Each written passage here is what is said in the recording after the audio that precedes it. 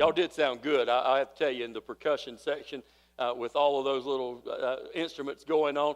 And I'll tell you, as Jason was saying, the way that the elevation of worship has happened and the evolution of worship has happened, we also had some others. Some of us could take some great lessons from Zane when the word says to dance before the Lord. There's an inhibition to the way that we bring ourselves into His presence. Sometimes we confine ourselves even in some lines that we draw for our own self, right? That we feel like we can or can't do. And I want us to think about those lines that are in our life. That's where we're heading in this thing. The idea, the thought in there, being comfortable in the uncomfortable. How do we break down from the lines that have been drawn so firmly in our lives? And those lines that are there, some of them are there in places of inclusion, right? There are lines in our life that include us. There are lines of discipline. When you have a desire to go after something, there are disciplines in our life that literally form lines.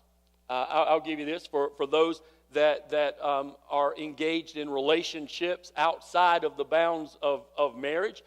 When we were in the place of sharing within youth ministry and young adult ministry, I used to tell all of our people that when you are making a decision to live a holy life for God in regards to your relationships, you don't wait until you're in a compromising situation. By that I mean you don't wait until you're all alone on a date. You don't wait until the romantic music is playing. You don't wait until they've kissed you that first time that just makes you want to swoon. You don't wait until then to draw the line as to where holiness begins, where honoring God begins. I make that decision first. And in making that decision first, I literally draw a line in my life that creates for me a boundary. Right? Those are lines of inclusion. Boundaries are not bad things. Amen? Right? Boundaries are not bad things. We have the lines called responsibility. We have blurred that line tremendously, and we're going to be talking about blurring lines a little bit in our service. But there is a line that is an inclusive line. It's called a responsibility line. And we live in a generation where responsibility lines get shifted to everybody else except us.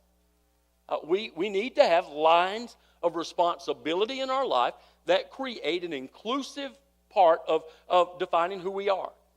When we talk in a minute about the person of Joshua, one of the things that drew lines for Joshua that made him stand out was that he was a person of character and he took responsibility. And in that, others saw it, and he was elevated in his place of leadership in the body of the believers, the body of the people of Israel.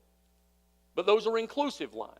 And there's nothing wrong with lines that are there that create boundaries for us. But then there are lines of exclusion. There are lines that are drawn sometimes for us in situations that we allow influential people or things or places to exclude us from the possibilities of. Right? These type of lines are the lines that shatter dreams.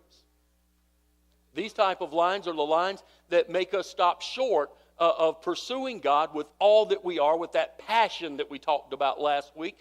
These lines are the lines of exclusion. Sometimes those lines of exclusion comes from different places, and they don't create a place of belonging or a place of character like the lines of inclusion. These lines of exclusion, they create barriers. And most of the time they leave us wanting. Sometimes they bind us up to the place that we almost feel like we can't move. It's these lines of exclusion that are in our lives. And these lines on both sides are formed by influences both internally and externally. Today we're going to talk a little bit about those external forces that create those lines. What are they? Sometimes those lines are formed for us by our family and friends. Lines in our life, both positive and negative, these lines are formed by our family and our friends. And I put them first because they are the first ones that get the opportunity to speak into our life. If you've been around for a while, I've said to you thousands of times probably, be careful who you allow to speak into your life, who you allow influence into your developing character. The younger you are, it seems that we're a little more pliable, but I'm telling you, we kid ourselves as adults when we think that outside influences don't shape us and inhibit us and sometimes prohibit us from becoming the people, the men and women of God that we need to be. And these family and friends, even from a young age, we've been taught by all of the places of nurture. Psychologists say all the time, parents, be careful what you speak into the life of your child because you could be shaping them in a hard fashion. I'll give you an example. I had a neighbor who had a kid, and we didn't have kids yet, right? When you don't have kids, you have perfect parenting skills, right? Tell the truth, right? When you do not have kids, you have perfect parenting skills. And so I can remember sitting on my back porch with my perfect parenting skills because I didn't have any kids. And I had a neighbor who had a kid. And I kept hearing this neighbor screaming at his kid, calling him an idiot. Now, even though I didn't have perfect parenting skills, I knew that wasn't very good, right?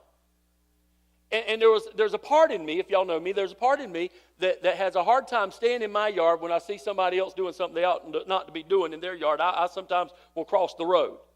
And so we sit there and we would say, should I go over there and tell this guy, you are killing this kid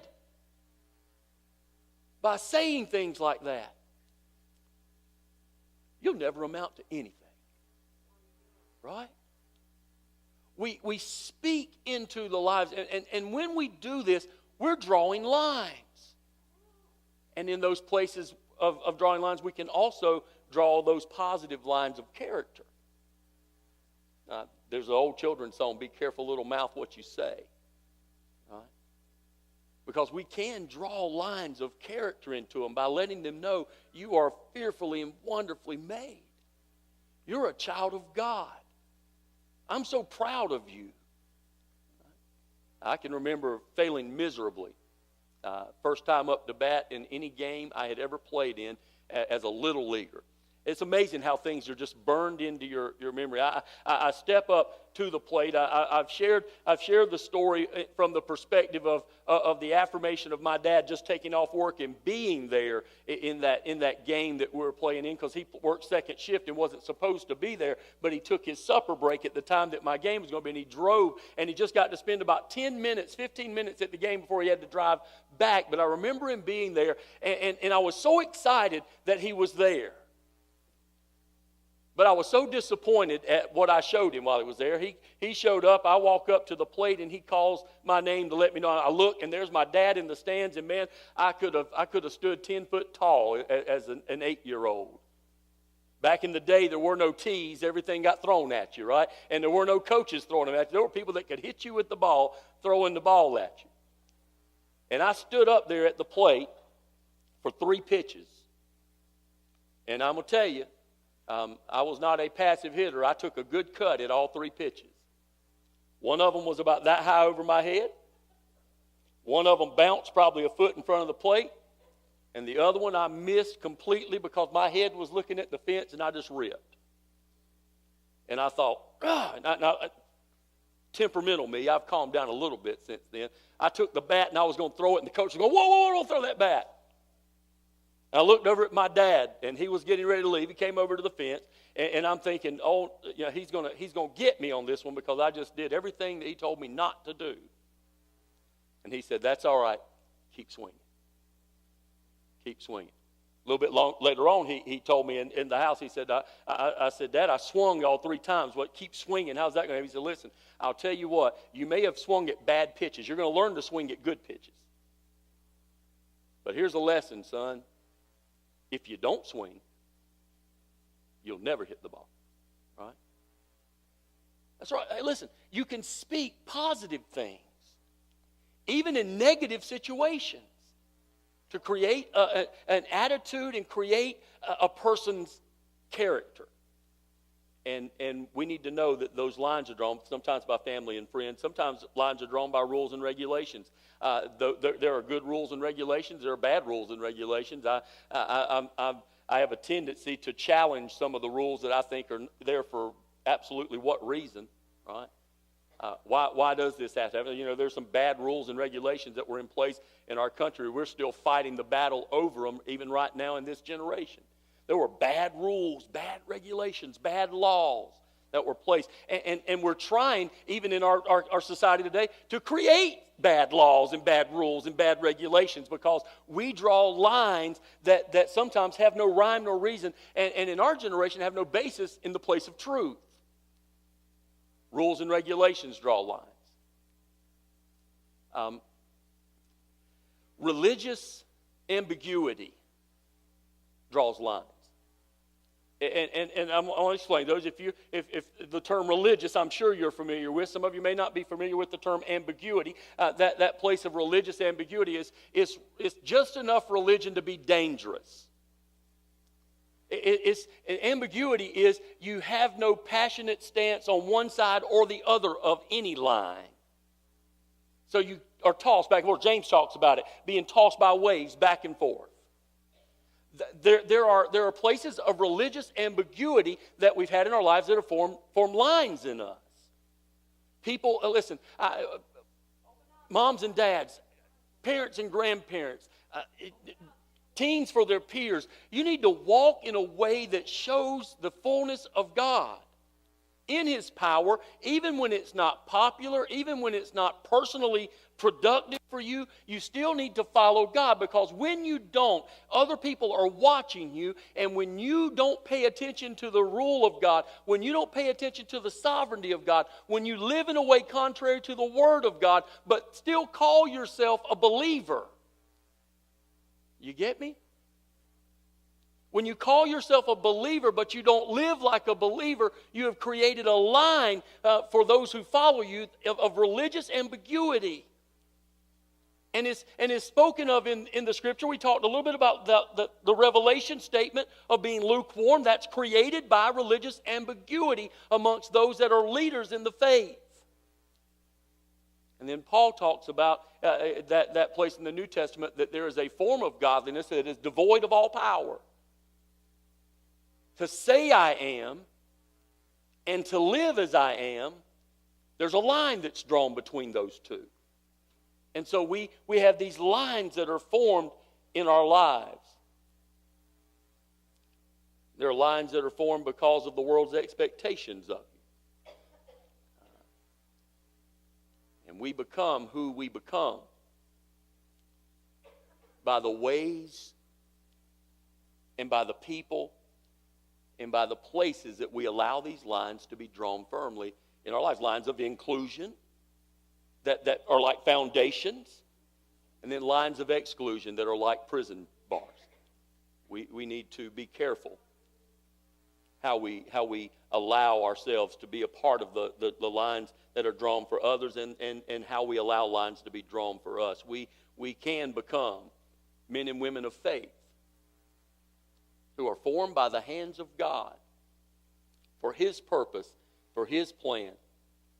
And we are formed and made in that direction by the lines that are drawn and how we allow God to use those. I labored in the last couple of weeks. We've been putting together in the time with the Lord these series of messages that are going to be presented across the next few years. And I labored over where do we start?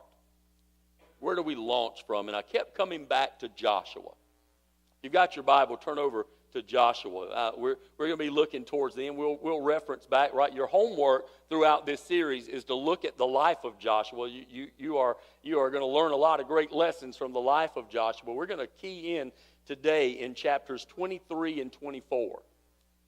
The life of Joshua.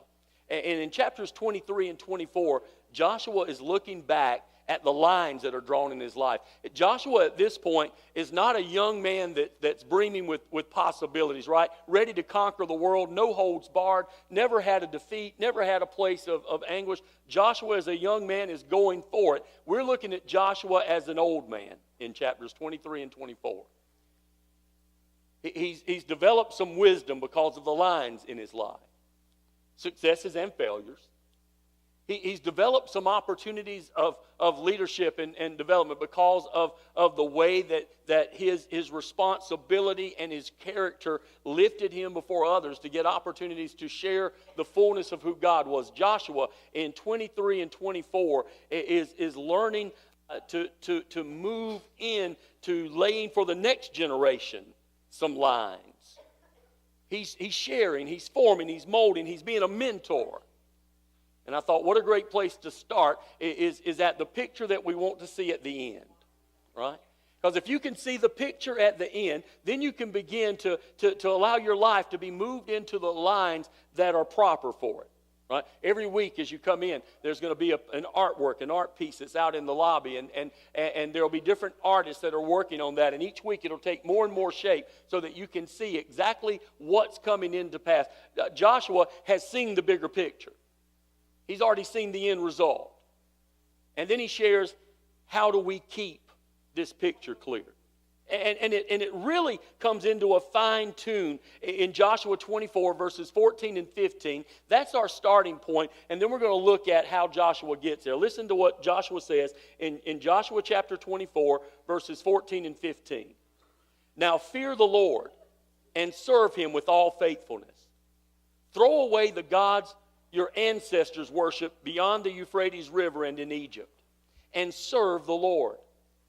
But if serving the Lord seems undesirable to you, then choose for yourselves this day whom you will serve, whether the gods of your ancestors served beyond the Euphrates, or the gods of the Amorites in whose land you are living. But as for me and my household,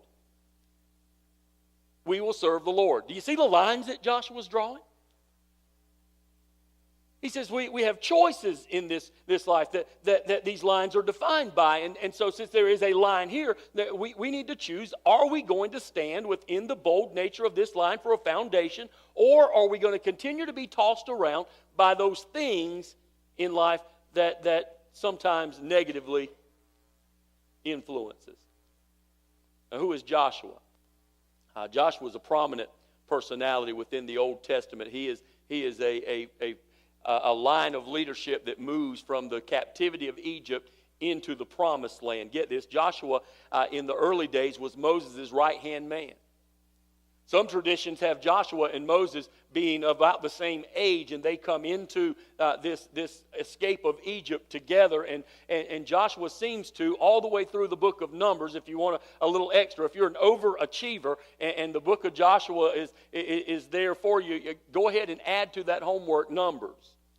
Especially Numbers 13 through 16, you'll see a lot of explanation as to some of the life of Moses and Joshua and the children of Israel as they wandered through the desert, as they left captivity, going for the promised land. And in Numbers chapter 13, we get the idea of Joshua coming on. But if you're not careful, you miss that it's Joshua, because his given name was Hoshea. That was his given name. His mama called him Hoshea. And in the time of development, as he followed along, we get in Numbers that he was the son of his father Nun. He was of the tribe of Ephraim, and he was born into slavery in Egypt. But Moses saw something in Hoshea that made him call him. He gave him a nickname that sticks, right? Nicknames sometimes stick. And he got a nickname because of what he was and what he was doing and the lines that he allowed to define him. The lines that defined Hoshea made Moses start to call him Joshua. Joshua is the Old Testament, the Aramaic, the Hebrew equivalent to the New Testament Greek's Jesus. They both mean the same thing. God will save. Joshua, Moses looks at him. Now you get this. Moses is bringing him out of Egypt. Moses has felt the call of God. He's walked to the mountaintop. He's had the countenance changed. And he knows the part of the impact of the move of the gospel that he is playing. But he says about Joshua, you're going to be even greater than me. Now hold on to that, because we're going to get to in a couple of weeks Jesus saying the same thing about us and about the disciples that followed him. You're going to do greater things than me in a greater impactful way, in a broader context of sharing the gospel. Moses looks at Hoshea and he says to him, God's going to save through you. Sometimes we need to look in the mirror when we get started in the morning and say that to ourselves. God's going to save through you. And so Hoshea becomes Joshua. And then through the remainder of the move of the children of Israel across the desert into the promised land, Joshua and Moses seem to be inseparable. Matter of fact, if you look closely at the move when Moses goes on to Mount Sinai to receive the 10 Commandments of God, it says that the party of the people of Israel, the group that stayed behind for the extended time that they were on the mountain, who got all caught up in the carousing and got all caught up in the wondering of creating their own God, all of those people are down there. But Joshua went up the mountain with Moses. There was a point on that mountain that God called Moses forward and Joshua stayed back. But if you read back through the Old Testament, Joshua actually went on to Mount Sinai with Moses. He was Moses' right-hand man. Moses saw something in him. What did he see in him? I think first he saw that he was reliable. He could count on him.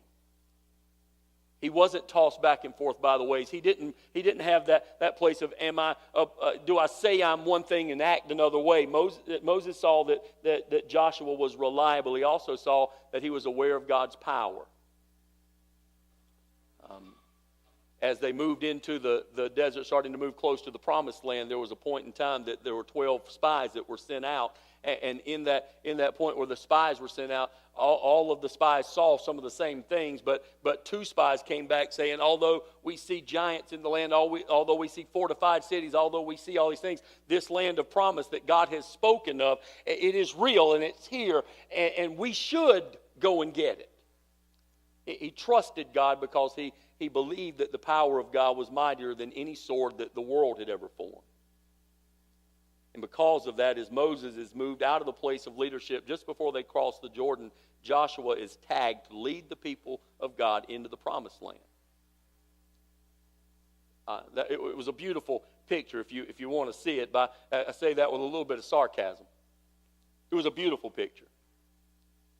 You've got about 2 million Israelites who are on the border of a river, Jordan. Now, River Jordan is a sizable river, and it's got deep points. But they're on the side of the River Jordan, and they are scared that they might not be able to cross it to get into the promised land. Know this, right? This is the same group of people that walked on dry land through the sea. They had wandered for 40 years, and in their wandering, because they couldn't see what God was doing in the lines that he was drawing, because they couldn't see the lines, they now saw that Moses was out of the way, and they were fretting as to how in the world they were going to get into the promised land without Moses. And Joshua steps in. And he brings a word of direction from the Lord. He instructs the priests who are carrying the Ark of the Covenant. Another great, as you read through the book, you're going to see how this happened. He walks into it. In Joshua chapter 4, we get the baseline for our journey discipleship platform from this story. They walk into the Jordan, and as the last of the priests walk in, and their ankles are covered in the water, which means the priests on the front end would have been up to their chins, the water dried up and separated. And God reminded all of them that he was still God. And they walked through on dry land. And then Joshua tells them, I want one from each tribe to go in and pull a stone from that riverbed before it gets covered over with water again. And you're going to stack these stones up so that in future generations they won't miss the line that was drawn here. He says it this way, that when your children ask, what are those rocks for? What's that formation there? That's not natural. Where did that come from? He says you can point back and say, God did this. And that line was drawn. Joshua was a part, he became the leader in there, and he saw God work in great ways. But as they were moving across there, then they run into Jericho. You'll see that story as you do your homework. The land was occupied. And so it took a warrior. If you're one of those that likes to fill in the blanks, that's where we are on your card. It took a warrior of God. Maybe that's what draws me to Joshua. I believe that in the day and time that we're living, God is looking for warriors. We can't sit behind our pew anymore. We can't wait inside of the church building anymore and hope that the world outside is going to be influenced. That world is drawing lines every day for your kids and my kids. And it's a world devoid of God. And so we're called as warriors. Listen, Joshua was a warrior. It took a warrior to move them into the promised land. And Joshua, although he was skilled and although he had learned strategy in war, he's one of the greatest generals of all time, not just in the Israelite army, of all times. People still take hints and pointers from Joshua's battles in this area of the Old Testament to even do warfare today. Joshua was more than a skilled person. He was a willing person. And here's what I've learned. If you are willing, right? If you are willing, God can make you a warrior. If you're willing. He can draw the lines right for you if you're willing. Last week we talked about the kabod, the massive nature of God's glory, that the weightiness of it moves. Joshua had witnessed it in the life of Moses. He had witnessed it in the delivery of the plagues in captivity. He had witnessed it at the Red Sea. He had witnessed it at the crossing of the Jordan. He had witnessed it at the time in the battle when Moses' hands were raised, that the battle would be won. But if his hands were beginning to lower, then the power of God left him and they would lose in the battle. He had witnessed it as even the sun stood still in the place of a battle that God moved. Joshua had witnessed this mighty, glorious power of God. And it formed him. We learn from Joshua chapter 23 and 24 that he recognized that God's glory is always seeking for the person who will be moved by it. Joshua was one of many that could have been the leader of the movement of Israel. Joshua was one of many that could have been a great general in the battle. But Joshua was the one that was willing to take up the mantle. We had a song that played in the opening. You may or may not have missed it. I hope through this week maybe we can get it loaded onto our Facebook page so you can listen to it a little more carefully. In the lyric of that song, it talked about God who from generation into generation that there is a movement from one generation to the next that's looking for that leader of that generation. I truly believe that God in this generation is looking for men and women and boys and girls of faith. There is no age limit on God's ability to create a warrior. But God is looking for who in this generation is going to be that one that will stand willing for God to move. God's glory is always seeking that person. Joshua was moved by it to become a man defined by holy boldness, we talked about last week. There was something that just moved inside of Joshua that didn't allow him to stop in his outward person to be courageous for the Lord. As a matter of fact, as you read your homework, you're going to see over and over and over again as Joshua cries out, be bold and courageous. And if you look really carefully, finally it's going to say, be bold and courageous, for the Lord your God is with you. For the Lord your God will deliver you. For the Lord your God is your strong right hand. For the Lord your God is your help. Joshua was bold and courageous, and in chapters 23 and 24, we see the closing days of this warrior, Joshua. And he's addressing the people of Israel, God's people, about the lines that need to continually be drawn. He's watched the waning. He's watched how the battle went from being a victory to being a defeat by the way that they treated God and the way they were obedient. In chapter 23, he collects the elders, the leaders, the judges, the officials. It says basically he's taken those who have stepped up into a position of leadership, those that have claimed a place to be influential.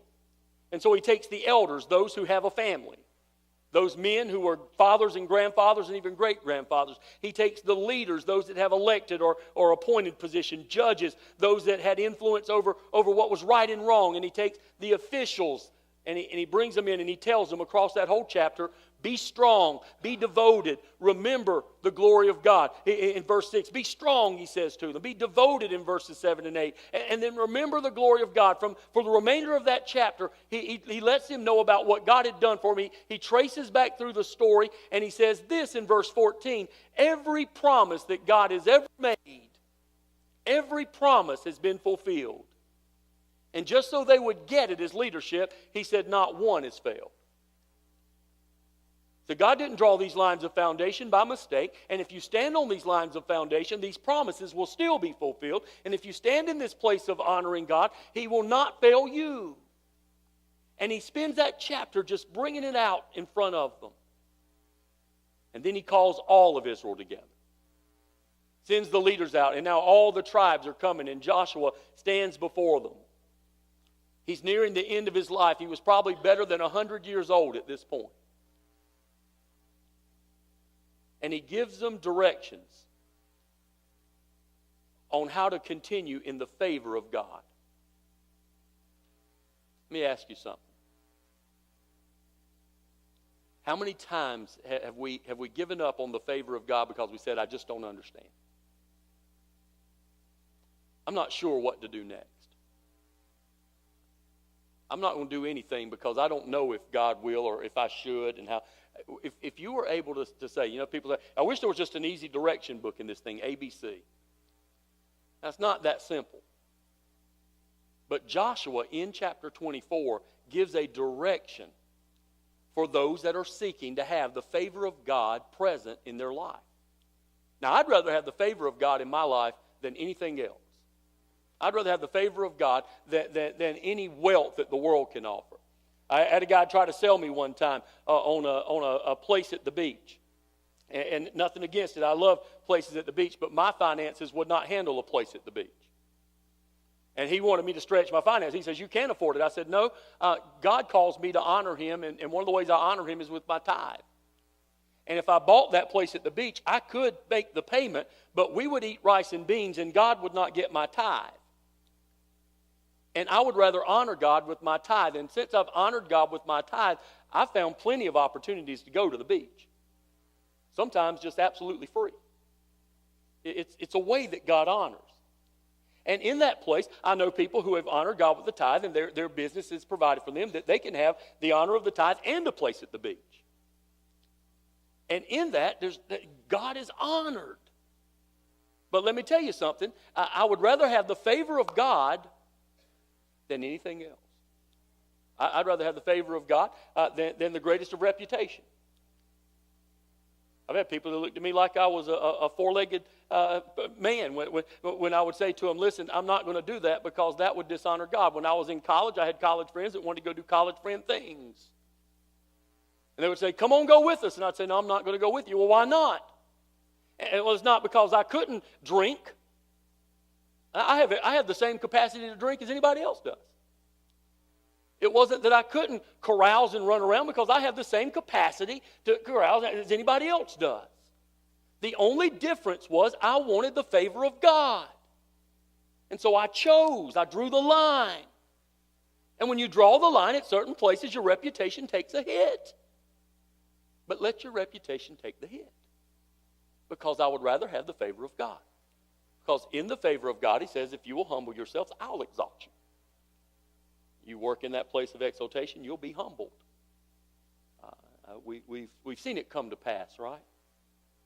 I'd rather have the favor of God. Moses and Joshua. Joshua had seen the favor of God. Joshua saw that it wasn't Moses who brought down the 10 Commandments, but it was the favor of God that gave him. He saw that it wasn't the staff of Moses that opened the Red Sea or that made the battle sway. It was the favor of God that came with the obedience of the servant. It was not the trumpets that destroyed the walls of Jericho. It was the favor of God in the move of His Spirit that broke down the walls. And he also recognized that even in his own military prowess, right, God had delivered him through 7 years of war, conquering more than 31 kingdoms and kings. He recognized that it wasn't his skill and prowess, but it was the favor of God that delivered him. And he knew how to keep God's favor. And he shared it. And this is how we're going to close today. He shared it with the elders in chapter 23, verses 6 through 16. It says, be very strong, be careful to obey all that is written in the book of the law, without turning aside from it to the right or the left. Do not associate with these nations that remain among you. Do not invoke the names of their gods or swear by them. Let's hold on just a moment there in this move of political unrest in our society where we look at two candidates and can't figure out which one. Don't worry about honoring either one of those candidates. Worry about honoring God. He says, don't let foreign thought come into your mind to sway you to the left or the right. But focus focus. Honor God in that place. He says you must not serve them or bow down to them, but you are to hold fast to the Lord your God, even as you have unto now. Then he goes on and tells them how the Lord has driven out before them all the powerful nations. Verse 12, he says, but if you do turn away and ally yourself with the survivors of these nations that remain among you, and if you intermarry and give yourselves in association with them, then you may be sure that the Lord your God will no longer drive out these nations before you. Instead, they will become snares and traps for you, whips on your backs and thorns in your eyes until you perish from this good land which the Lord your God has given to you. Did you catch that? Follow God and see His favor. Don't obey God and watch that you don't fall into the captivity. Those same lines that He had laid out for a foundation will become a prison cell. And we need to know today, how do we gain the favor of God? When He brought all of the people together, He shared it there in Joshua 24, 14 and 15. He says, how do we gain the favor of God? He says, now fear the Lord and serve Him with all faithfulness. Throw away the gods your ancestors worshiped beyond the Euphrates River and in Egypt, and serve the Lord. But if serving the Lord seems undesirable to you, then choose for yourselves this day whom you will serve, whether the gods your ancestors served beyond the Euphrates, or the gods of the Amorites, in whose land you are living. But as for me and my house, we'll serve the Lord. How do we regain the favor of God? 3 things really fast. 1, we recognize that God has already drawn the lines. God's drawn the lines. He's sovereign. He's drawn the lines. His glory will not be moved. You won't influence Him to sway to your right or your left. He has established principles, and we can't bend His principles. We have to be obedient to Him. In Exodus 23 through 5, you'll have no other gods before me. You'll not make for yourself an idol or any likeness of what is in heaven above or the earth beneath or the water under the earth. You shall not worship them or serve them, for I, the Lord your God, am a jealous God, visiting the iniquity of the fathers on the children and on the 3rd and 4th generations of those who hate me. That's a strong word, who hate me. We define hate by how people make us feel. God defines hate by our obedience. It's a hard understanding, church. But if I'm going to have the favor of God, I have to be obedient to the lines that He has drawn. I have to be obedient to the path that He has laid out before me. I have to follow in the way that He has laid for the place of salvation. Be careful, because God has drawn the lines. And we need to be careful not to get the lines blurred.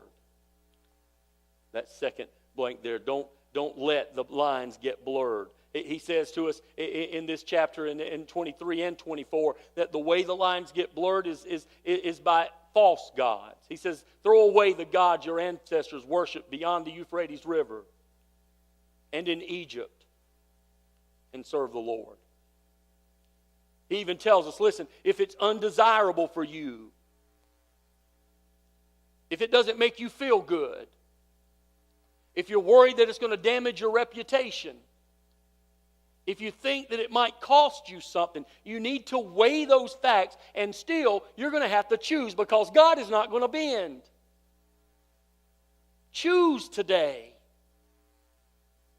who you're going to serve.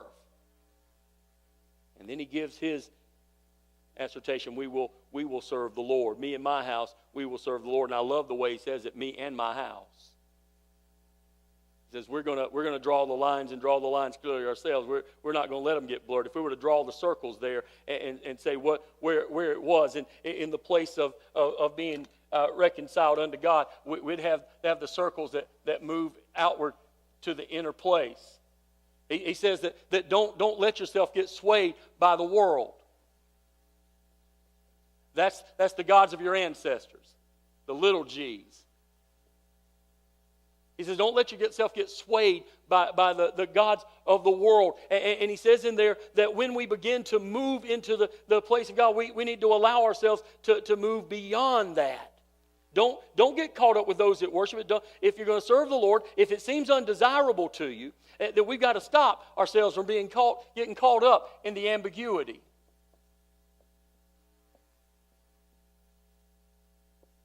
We got to let ourselves not be washed back and forth. We can't get caught in this line of ambiguity. Church, we have become a lukewarm body of believers in the world that we live in. We're ambiguous. We can get tossed by the winds. We can be one thing to one. We're the same as the political people that we're trying to decide who we're going to vote for. It just depends on who we're talking to as to who we become. Help us. We're called to a stronger stand. We're called to the principles of God. We are to be His. We're to be a reflection of His glory. We can't get caught by that. We can't get caught in that place of just following after the voices.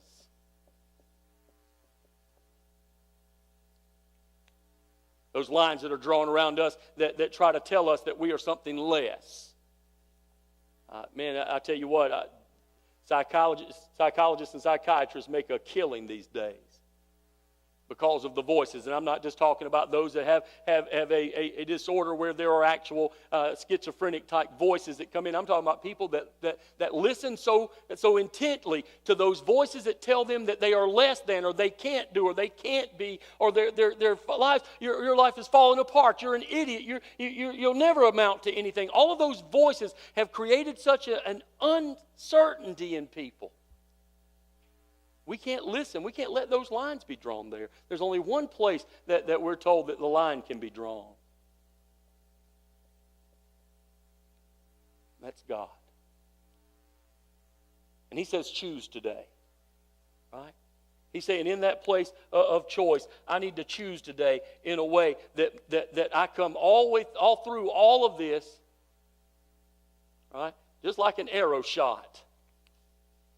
I need to move through all of this so that I can get centered into who it is that God wants me to be. I can't let the lines get blurred. So clearly, number 3, I have to draw my line clearly.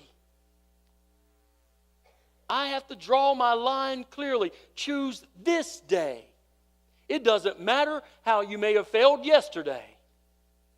It doesn't matter what obstacles the world might throw at you, or the ambiguity of life throws at you, or the voices. It doesn't matter what they might throw at you tomorrow. What you choose today with God makes you a warrior. I'm willing today to choose. God is always willing to deliver. The question is, am I willing to choose? So Joshua stands before these people as he's about to leave his life, and he says, these are the directions to keep the favor of God. Know that He is God. Recognize that He has delivered for generations, and none of His promises will fail. And the catalyst in all of it is, will you choose to follow? Your head bowed and your eyes closed, church. That's where we are today.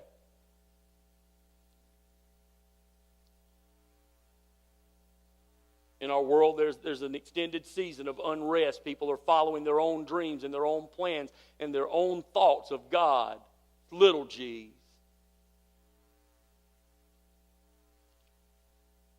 We need to get outside of those lines. We need to get through them to the heart of who God is.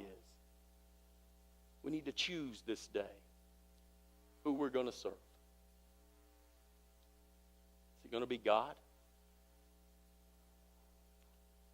Will we allow ourselves to be placed into His hands, to be molded and to be made into the men and women of God?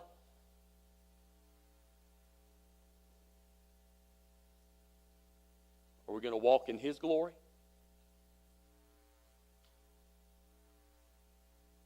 Even when the world pushes against us and the religious ambiguity of this world challenges us, and even if our friends move against us in our reputations, are we going to follow God? If you do, church, you will walk in His favor. If you do, you will find the fullness of your salvation. If you do follow God, you will find the satisfaction for your soul.